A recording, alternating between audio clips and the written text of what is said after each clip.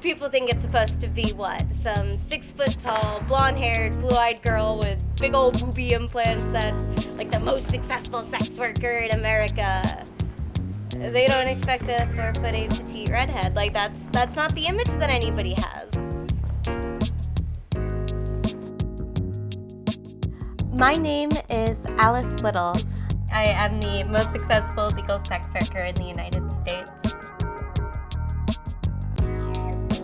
Prior to the COVID closure, I had booked $1.2 million, which was impressive, but it more so speaks to the fact that this is a valid career.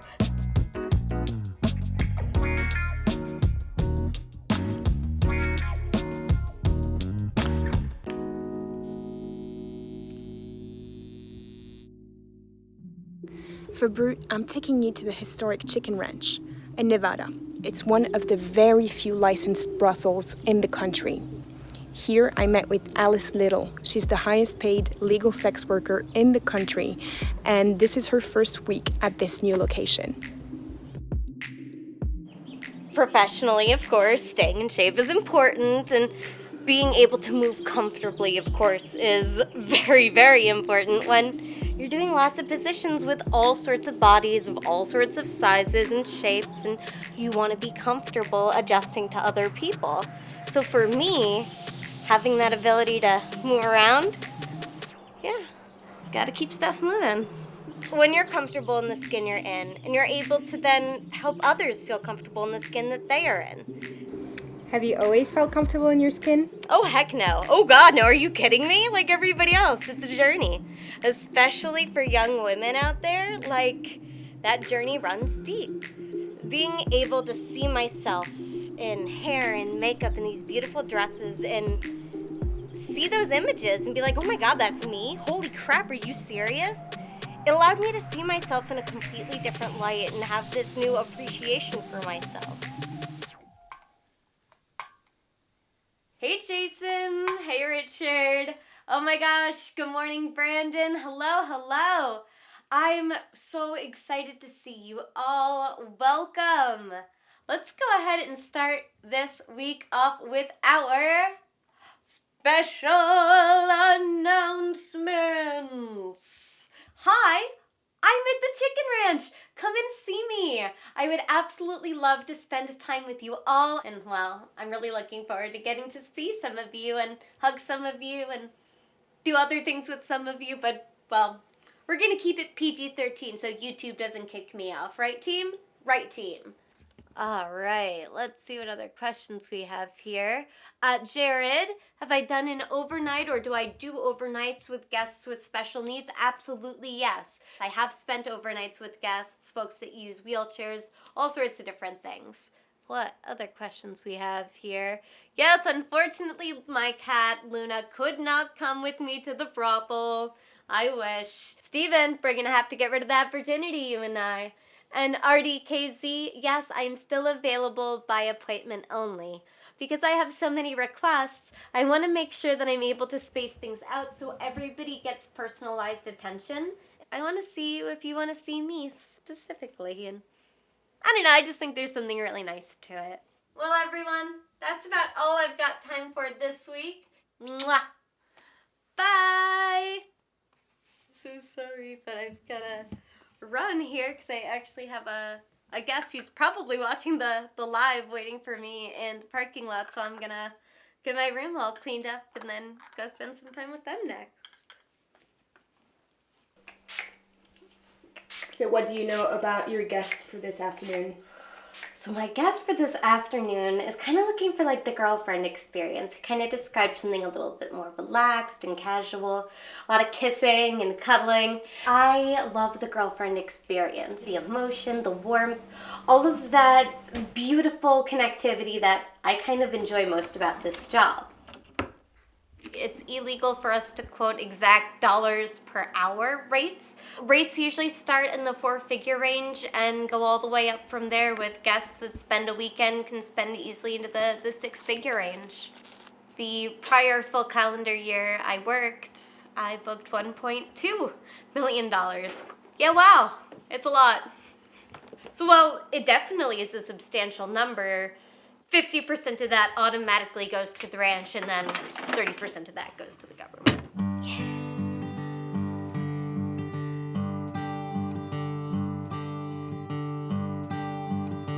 Sex work is only legal in about 20 brothels in Nevada. So this is the parlor area here.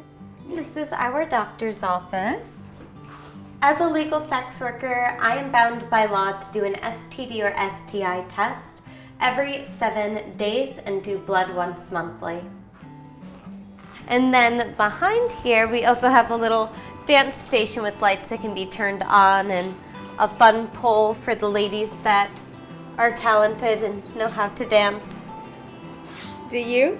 I'm not one of those ladies. Laws vary from county to county, but many sex workers find some of them misogynistic and antiquated, like needing a curfew, being banned from casinos, or needing a chaperone to leave the brothel. And yet it's a constant fight to even keep brothels open. We deserve the same rights as everybody else! Yeah. In 2018, Alice fought a proposed brothel ban. In 2020, she had to sue the governor.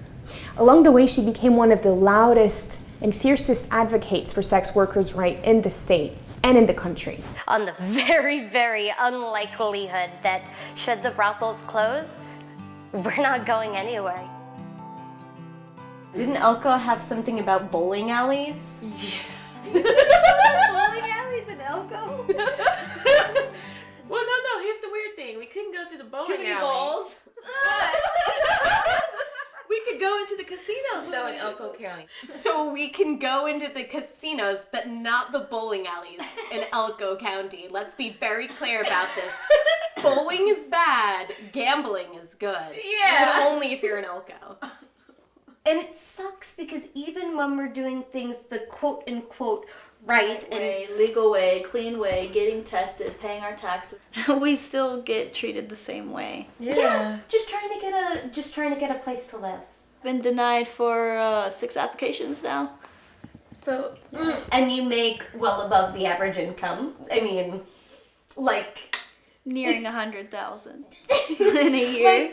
And that's working part-time because I have a kid, so I was working 1 or 2 weeks a month maybe. And see, they will give you somewhere to live. I'm not a victim anymore, I'm a survivor now, but it's just the system. They punish the victims. And, they do. They marginalize and stigmatize and Like, my story, I was actually sex trafficked by my best friend. Mentally, I wasn't there anymore. Like, I had to go get help. I had to be admitted. I had so many, suicide attempts because I just, that hurts to have someone that you grew up with sell you. So I'm even lucky to be sitting here right now. yeah, I'd say. yeah. But this industry saved me. Like, me coming to the brothels, the women have, helped me understand that I'm actually a person in a life that matters.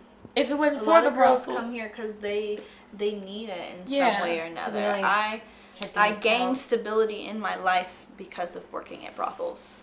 Is it a perfect system? Absolutely not. Can it be improved? Absolutely yes. But is it better than being criminalized? it is. 100%. Is Yeah. it better than being arrested and thrown in jail and treated like an animal and a criminal? Yeah. Literally just coming into the brothels, having some type of connection with someone helped me, and helping my customers also helps me. So that's why another reason I feel sex work is needed. What It's about healing? Yes. So damn healing.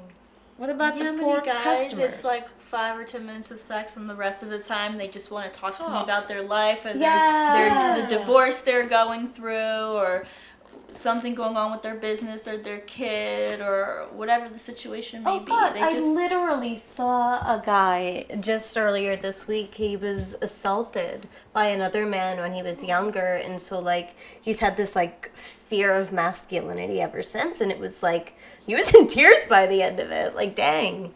I mean, You never know what effects that you can have on people. It's not always just about the dirty old man that wants to come and pound you away and then most leave of the you time in the that's dust. not it at Exactly. all. No bad whores, just bad laws. Exactly. Amen. Amen.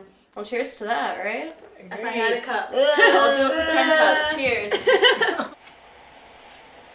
What are some of the most common fetishes that people come to you with? Oh, there's so many. Nylon stockings, foot fetish, hair fetish, specifically having a redhead fetish. Short fetish. I've had someone with a short and tall fetish request me and a very tall coworker. High heel fetish, lingerie fetish, hand fetish, massage fetish. So I'm pretty open-minded when it comes to kink and fetish, but splashing, the act of like taking chocolate sauce or whipped cream and putting it on my body and then like licking it off, no thank you. I won't use slurs against somebody even if they ask me to. I'm not comfortable with that. I also don't have sex with Nazis. This sounds crazy, but I had a Nazi send me an email, like an out and proud Nazi, and I was like, no. No. Like, I don't know how you got that impression, but, no. No, I don't, no, absolutely not. So I am very much so able to decline things along those lines.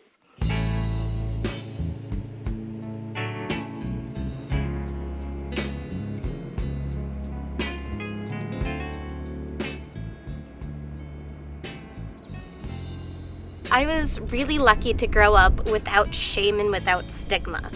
Either sex stigma, religious stigma. I very much so had an open childhood in the sense that if I wanted to learn something, that knowledge was made available to me. I knew right away where babies came from and that the stork story was complete bullshit. And it wasn't something to be afraid of.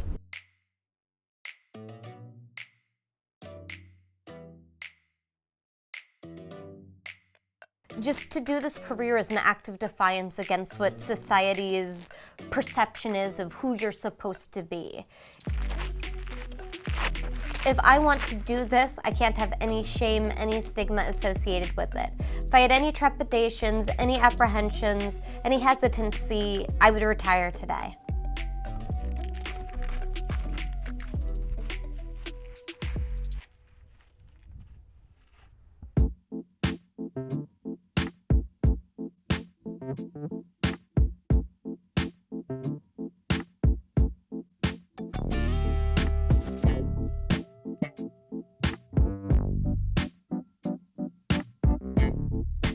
One of the things I started to do during COVID is offer good morning and good night phone calls.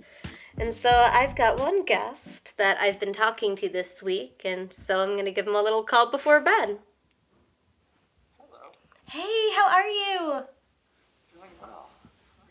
I'm doing well too. How was your day today?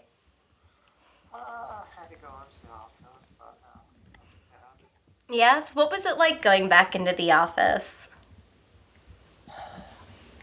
I do not like that office again, like before the pandemic, and I do not. It doesn't work for everyone. I got far more done from home than I ever did going into an office. I didn't know how I would feel coming back to work after being away from a brothel after 14 months, but like, you know, it feels really good to be back, and I really like the new space too. I imagine it's quite nice to touch people again. Oh, you know what, I've missed it. But anyway, I'm gonna let you go. I'll catch you tomorrow. We'll keep in touch. I hope you sleep well. And yeah, it'll be good stuff. Alright, well, it's definitely nice talking with you. It's good to talk to you too. Good night. Bye. Ugh. He's just such a sweet guy. Have you met him in person? Mm-hmm. Oh yeah, we've gotten to spend time together before the pandemic, and then during COVID we've done a few video calls and some phone calls. Do you ever get attached to people? Is that an issue for you? Is that not an issue for you? Actually, maybe it is a little bit of an issue for me in the sense that I do like really care about people. A lot of my guests are older, and a lot of them have medical challenges. You know, we went through a pandemic, and I'd be lying if I said that all of my clients made this completely unaffected, you know? I had a guest tell me that, you know, hey, you know, I've got it, I'm going into the hospital, and I found out later that that person passed, and wow, I'm getting all choked up over here. So, I mean, of course I care, but I can't say that it's a problem that I care. But, like, how can you be human and not care about another human's life? And I don't think that that's unique to my profession. You know, I care about them. I want nothing but the best for them. And to hear that somebody passed from a pandemic is awful. Like, that's, you know, that's heartbreaking. I do give a lot of time to this career and to this profession. It's something that I take very seriously. And so I work, God, 80, 90-hour work weeks all the time. So, I mean, I don't have a ton of time outside of my job for another person in a whole relationship. Like, when I'm not working, I'm taking care of my pets, I'm out in the garden, I'm working out, I'm going on hikes, I'm traveling, I'm doing so many different things that bring so much fulfillment to my life. You know, I feel very loved.